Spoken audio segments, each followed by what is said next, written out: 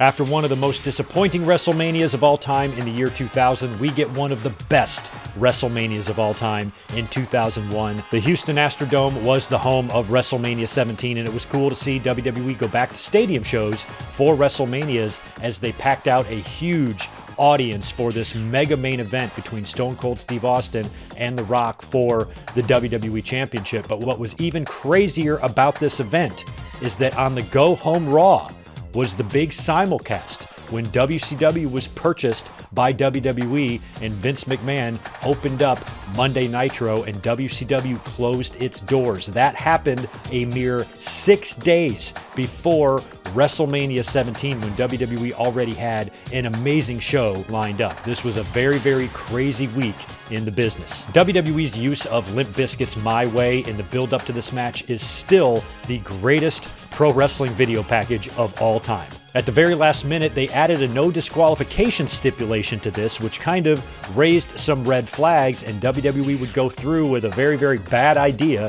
turning Stone Cold Steve Austin heel in front of this crowd, with Vince McMahon, who just got his ass whooped by his son earlier on in the night, showing up to help Austin defeat The Rock. And I think the crowd was so jacked for Austin, they didn't even realize what was happening. They cheered all the way through that heel turn, with Austin just hammering Rock with the chair like a railroad spike and pinning him, winning the championship, and then shaking the hand of Vince McMahon as Jim Ross says, "Son of a bitch, I don't believe this."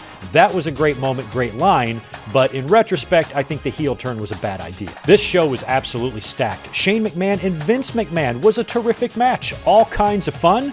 They had so much drama surrounding this thing. We had the big coast-to-coast to Vince with the trash can.